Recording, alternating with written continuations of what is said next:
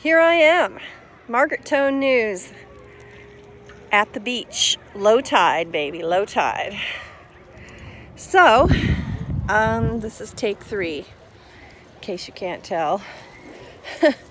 Yeah, so I'm here with my rubber boots and my bikini and my belly dancing skirt, enjoying the beautiful nature of the low tide. I was reading the tide chart a couple months ago and I saw this was going to be an extra specially low tide, so I made sure to come here today. And I wanted to say, I just wanted to do a little vegan advocacy video. How do I feel? I think I've been vegan about a year now. I love being vegan. I'm still, I don't know, I'm perfecting my diet, I guess you could say, as far as what I'm eating. I just ordered some chaga mushroom. So mushrooms have about half the DNA of meat and half plant. So yeah, you can Google that and figure that out. Here I am walking with my beautiful rubber boots. So I love being vegan. I only wish that I had been born to a vegan mother who didn't eat canola oil. So I'm also following the medical medium. He's very supportive. And I love that he knows things that nobody else knows, and he's sharing them from his heart and from his knowledge about what he knows, because he's a medical medium. And let's see, he's helped me enormously. He's got life-changing foods, celery juice, thyroid healing, liver rescue, and medical medium. So he has 5 books, and I have all of them. And I have the Audible versions, but I had to get the hard, real, hold your hand versions because there's a lot of lists, and when you're trying to deal with a list, it's very difficult from an Audible perspective. So I needed the pages in my hand, so I got all the books. I didn't get them all in the same month, because they do cost a lot. But that's okay, because, I need those. So I feel good being vegan. And I was a raw vegan, and that didn't work because I got too high spiritually, and it was a disaster. I got too skinny, and I couldn't do anything to gain weight. I drank oil, and I had salads with so much oil on them. It didn't make any difference. I was still getting skinnier and skinnier, and my mom was worried about me. Well, that's something interesting. I don't know what that is. That thing right there. Let's get a close-up.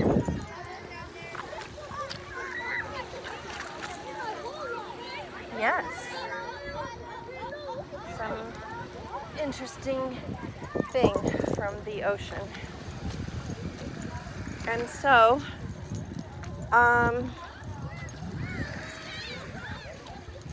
that was me throwing something. So yeah, I also wanted to give a warning about eating a high meat diet or keto, or when I was growing up it was called the Atkins diet, and I think they've softened it a little bit. It doesn't matter what you call it, it's still the same, free license to eat meat or whatever. Maybe it's not exactly free license, but it's just not good to just be encouraging people to eat a bunch of meat. These are my opinions based on my health needs. And from what I read in the medical medium, especially when I listened to his show, the pet health show on SoundCloud, when he said that dogs have 40 different types of hydrochloric acid in their stomachs. We, as human beings, have 7 different types of hydrochloric acid in our stomachs. So that's why they can digest meat. And we really, really can't totally digest it. So, and then what was the other show? Oh, he talks a lot about meat on his food poisoning show on SoundCloud, which I listened to the whole thing. And that was really scary. I was like, oh my God. It's like the stuff that you don't see about eating meat, he talks about that in the food poisoning show. He never really comes out and says, meat is bad for you or whatever, but in life-changing foods, he doesn't recommend a single piece of meat. He doesn't recommend any eggs. In fact, he actually does come out and say that eggs are really bad for you. And he doesn't recommend any dairy. And he also says that canola oil is not good for a person either. Oh, I think I found a cool dead fish. Woo! Wow, look at that. Margaret Newz, you heard it right here. That's pretty cool. So, yeah, so that's my vegan thing. I'm actually, really trying to just not eat nuts anymore either. My body's getting old, and I'm 54, so my organs aren't what they used to be. Plus, when I was younger, I didn't know about any of this stuff. I was raised on meat for breakfast. It was meat, dairy, and eggs for breakfast, meat and dairy for lunch, and meat and dairy for dinner.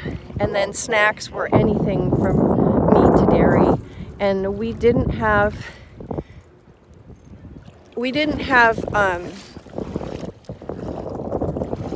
looks like the tide's coming in all of a sudden. I was like, I thought it was supposed to be going out until 1:30.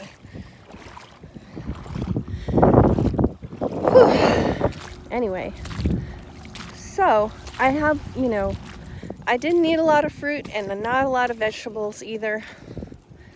So I remember hiding my Brussels sprouts behind the toilet. Yeah. The lady that was babysitting us was having Brussels sprouts, and I hid them in my napkin and then slyly went to the bathroom and hid them behind the toilet. I thought, oh, for sure no one's gonna find them in here. Well, of course, she was cleaning the bathroom a couple weeks later. And she screams out, she's like, who put these Brussels sprouts behind the toilet? I was like, oh, oops. Of course I didn't yell out, oh, it was me. Anyway, so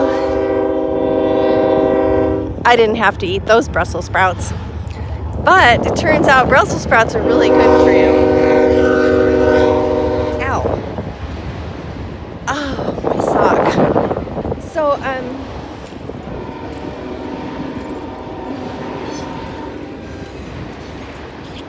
Yeah. Ooh, this is beautiful. Oh my God. Some beautiful seaweed.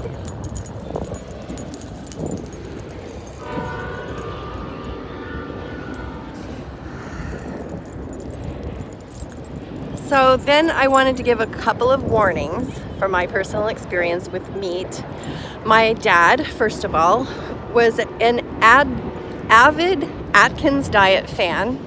And it's that same diet where they say you can eat tons of protein and, you know, back then it wasn't very refined either. And he was like, you know, eggs, meat, more meat, and he'd have meals that like a whole chicken for a meal. And I had another friend that was on that Atkins diet, and she was like, yeah, I'll have a dozen pieces of bacon for breakfast and half a dozen eggs. Well, that pretty much destroyed my dad's health.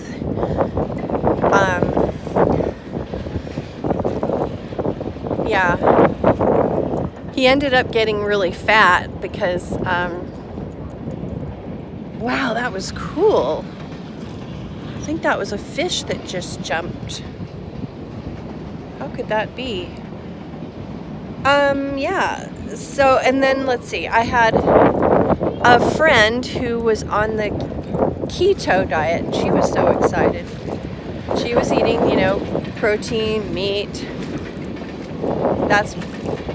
She ate a few vegetables, no starch, and she ended up looking like a teenager. Really, like her body was so thin and very beautiful. And then she got close to me one day and I smelled her breath.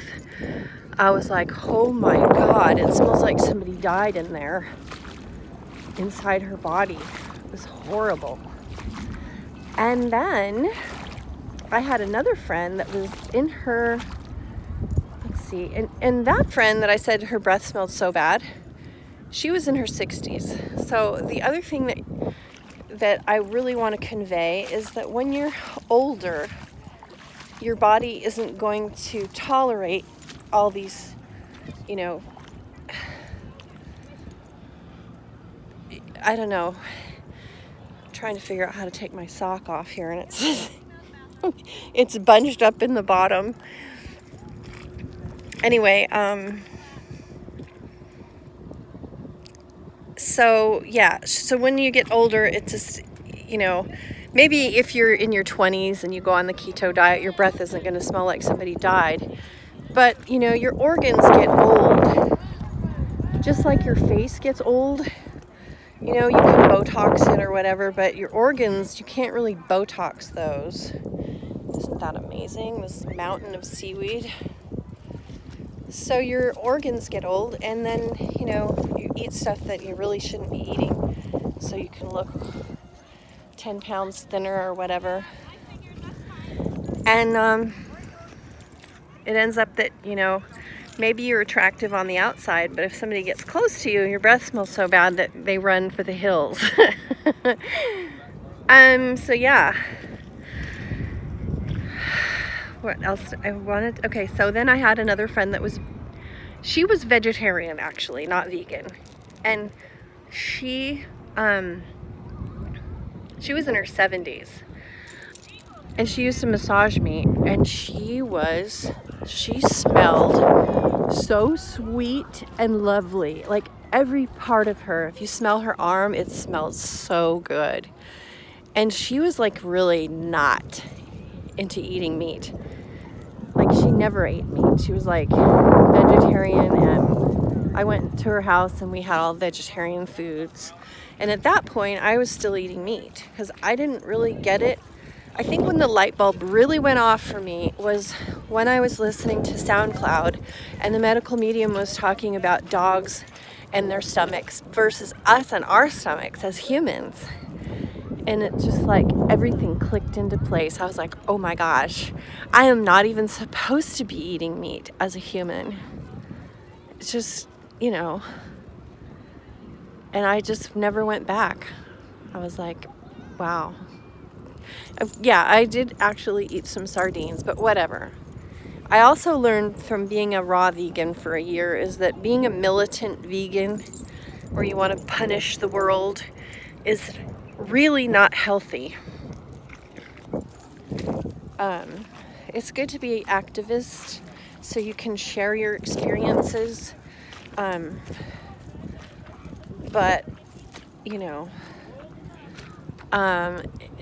if I had to eat sardines or go hungry for a day, I'd probably eat them again. So there you go. And yes, I'm still a vegan. And I don't think there should be like a meter, you know, like 100% or 80%. That's just so, I just feel like it's like a game, you know, like you get a prize if you win the most veganist, you're the most, you know. And actually that's the reason I never wanted to be a vegan before, is because the vegans that we had in our town when I was growing up, well, actually there wasn't any in the smaller town, but in the larger town that I was in, they had so many weird people that were vegans. I mean, there wasn't very many of them, but I mean, like, all of them were really weird. You know, it was like something was just off with them. So I didn't want to, I was like, wow, okay, I thought that's what it meant to be vegan, is just like really opinionated and lectury, not fun at all. And then after I moved here, I have a whole group of Indian friends, and most of them are vegetarians. And I was like, that's weird. They look healthy and they're not like lecturing, and they don't have, you know, that starvation look. I mean, they just looked like normal, but they were happier than normal people. So I was like, oh, well, maybe it's okay to be a vegetarian. But then I couldn't really eat dairy because it made me sick. I'd start coughing. I tried so hard because I love milk. It's so yummy. But then I would start coughing. You know, it was so embarrassing. This started like 10 or 15 years ago. I'd go to the movies and I'd have, you know, I'd go to Indian food and have some chai, and then I'd go to the movies and then I would cough through the whole movie really loud and blow my nose. I was like, wow, this is so romantic. Anyway, yeah, I'm trying to go ticking down the list of things I wanted to say. So there was one more friend. Oh, there also, when I was a raw vegan, some other friends of mine that were vegan, raw vegans, they gave a ride to a man that was a raw meat eater. Somehow he decided that eating raw meat was a great thing.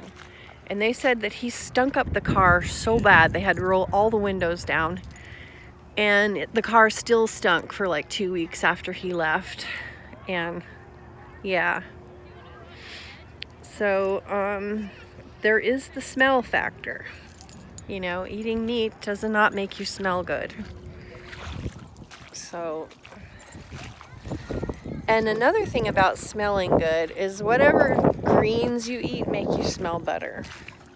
Unless it's seaweed. Seaweed does not make you smell good. But like chlorophyll makes you smell good. They actually have a Chlorafresh. It's called CHLORA Fresh, FRESH. It's a liquid, and you know, I used to drink it in the summertime when I was eating meat because my armpits smelled so bad and I was so embarrassed. They smelled like a cat that had gone to the bathroom. So there's a clue that meat wasn't working for me. So these are all my opinions, by the way. This is my disclaimer. You know, do what you want with your own self. But I'm being a vegan activist today, and I'm telling my story about being a vegan. And I'm honing in on the few points, which is one is the smell. Like, how are you going to smell as you age? Are you going to smell good? Is your breath going to smell good? Are you going to smell sweet and lovely?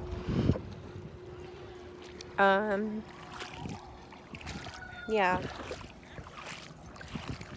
those are my questions to myself. How do I want to smell as I get older? And do I want to get older? Because I was kind of on the fast track to death with the meat that I was eating, and I had a friend that was telling me that meat was just so good for me, and she would come and brag about eating bacon for breakfast, and her stomach was swollen, and I was like, yeah, I don't think that is actually good for you like you think it is. So really, anybody can declare themselves an expert, but for this beachcomber, I'm choosing vegan. And of course, I feel so much better when I go shopping and I walk past the meat department and I can hear the saws going, and I think, gosh, I was doing that and I'm not doing it anymore. So I'm happy about that. You just can't imagine how glad I am. And yeah, I'm really trying to be a fun vegan. And sharing information so that people can. I was watching Claire the other day, one of my favorite YouTubers ever, Claire Nocti. My gosh, she's so great. Anyway, I was watching her and she was saying, actually that was this morning, she was talking about, you can read all these books and everything, but then what about your experience? She was talking about the nakshatras and how, the books all say the same stuff, right? The degrees, the ruling planets, but how does it play out in your life? Like, what do you even know about those for real? So that's kind of my perspective of what I'm sharing about veganism today. Is ooh, I love that, so pretty. Yeah, it's just that you could read stuff about keto diet in a book, but then you could hear my experience of my friends that have done that, and they have all gotten fat afterwards, except for that one that her breath stunk. She was so committed, I doubt she'll ever get fat. But so that's not really true. I take that back. And I'm not going to edit it because I haven't learned how to edit. So there you go.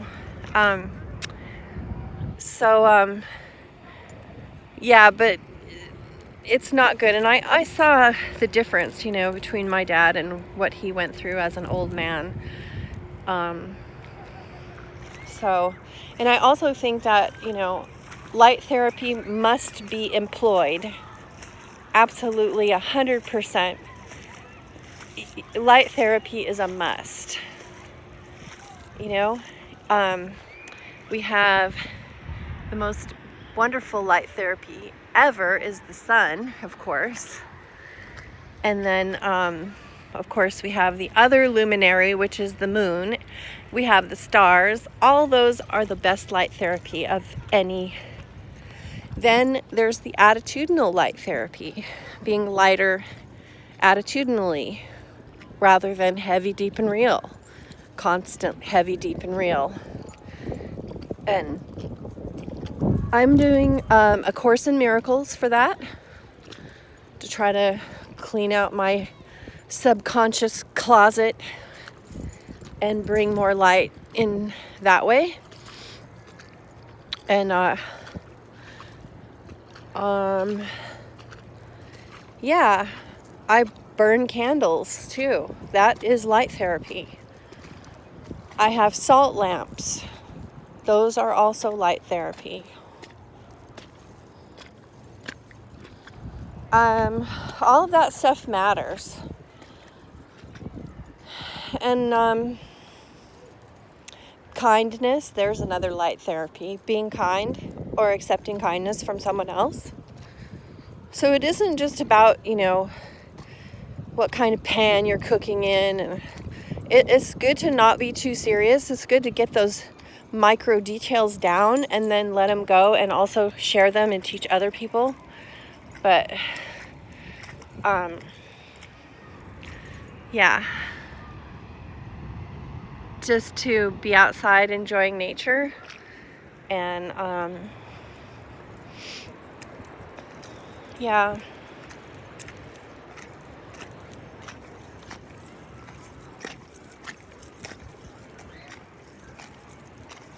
So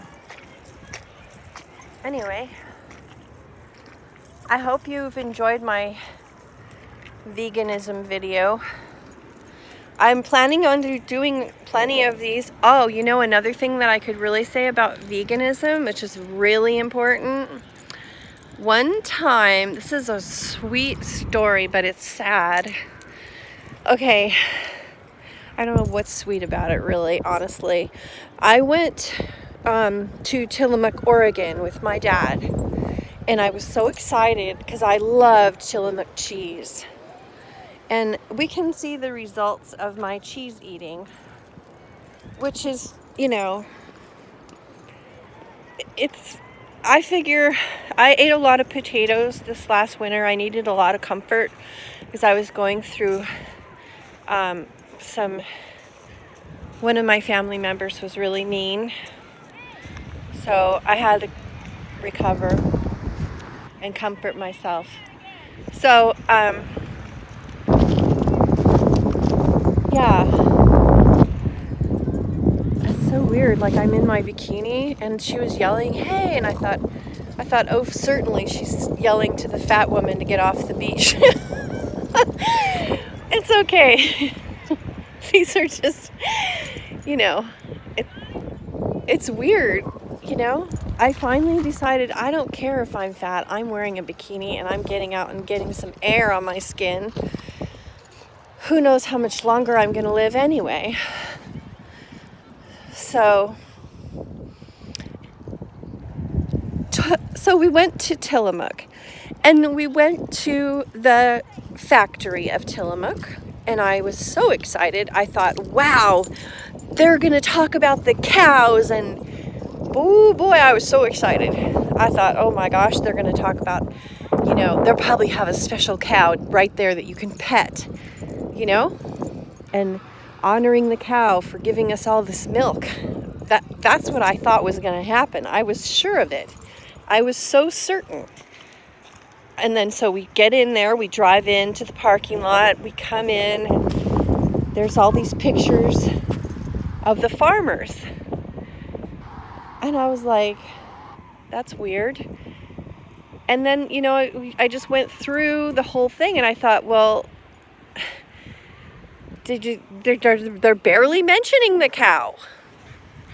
I was horrified. I mean, that was a chink in the armor of the whole, Margaret eating dairy. It was a low blow as far as the vegan side, I felt like my dairy eating self had just really taken a punch, because I got to the factory and there was barely any mention of the cows. It was like, aren't we fabulous? We're making cheese. And I was like, oh, I was just dumbfounded, honestly, at the attitude. It's like, you're not doing anything. The cow is the one who's making that milk. I was just really mortified, honestly, and I was embarrassed for humanity to act like that. Truly embarrassed. So, yeah, that's another one of my stories I wanted to share. That's, I think the dairy industry is equally as cruel or even worse as cruel. I don't know, it's hard to really say. I mean, it's like, that's like trying to compare, what was worse, the Holocaust or, the whole slavery thing. It's like, they're kind of like, you can't really say, oh, one was so bad and the other wasn't so bad. They're both pretty bad. I think it's about the same with dairy and meat industries and eggs. I think they're all equally as sinister and diabolical as the other ones. And I don't think that you could measure that either. Similarly, I don't think you could really measure, which was worse. I don't think that's a fair question to ask, for when humanity goes off the rails and really horrible things happen. I don't think there's anything to do but just, try to honor the fact that it happened and,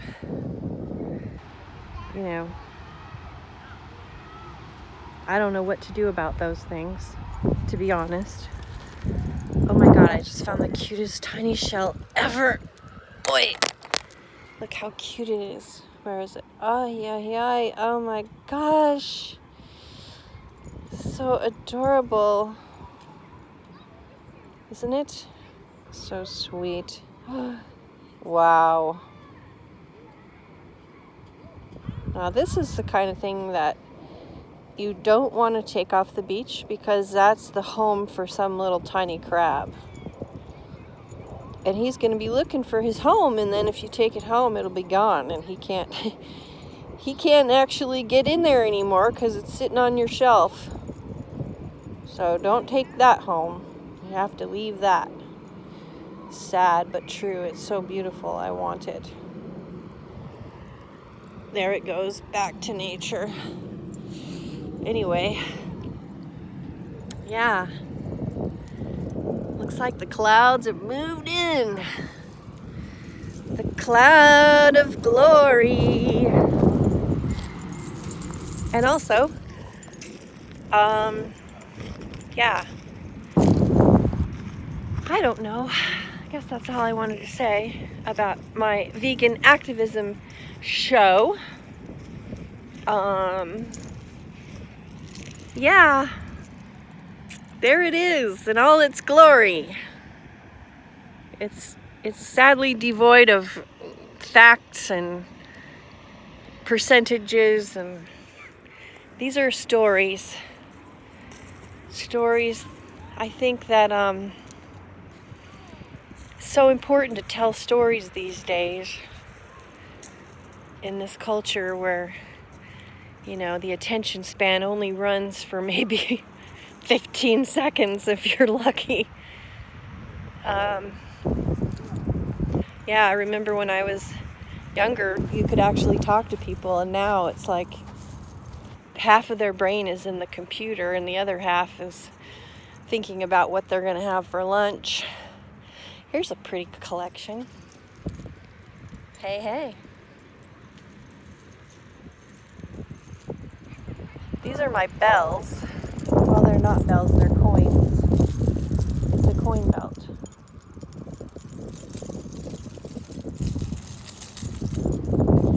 That's what you may have been hearing for the whole entire time.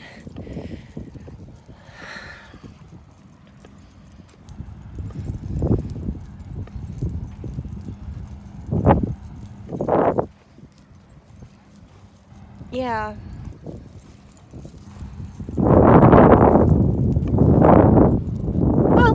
I think I'll share a recipe, which is a very simple recipe. Yeah, it is when you get up in the morning, get yourself a quart-sized mason jar or whatever, brand. The brand doesn't matter, just a quart-sized jar. Fill it up with water, chop up some ginger, throw the ginger in the jar and put the lid on there, shake it up. And then after you've shaken your ginger water, just let it be for a few hours. Maybe refrigerate it if you want to, depending on your climate. And then drink it. I actually made 2 quarts of ginger water today. Yeah. So there's my vegan recipe. The point is, veganism should be fun. I mean, it's a lot more fun for me knowing that I'm not eating some dead animal. That is just so gross. And I've eaten so many of them in my lifetime. And if I could spare someone else the agony of eating that, it's not fun. And you know, yesterday I saw a man at the local organic grocery store, and he was really sick, and he was walking, and he walked with a very, I don't know what you call it, but it looked like he had MS really bad. Like he would put his foot out and then his foot would just kind of dangle through the air and then land somewhere, and he was all yellow and thin, and he had gone shopping there. And I thought, wow, that's why I want to do these videos. You know, if we could learn about, you know, why people are getting, like half the men are getting prostate cancer, if we can learn what to do instead of what we were doing and change our trajectory, you know, and I hope my video brings value for someone. Thank you for watching Margaret Tone News.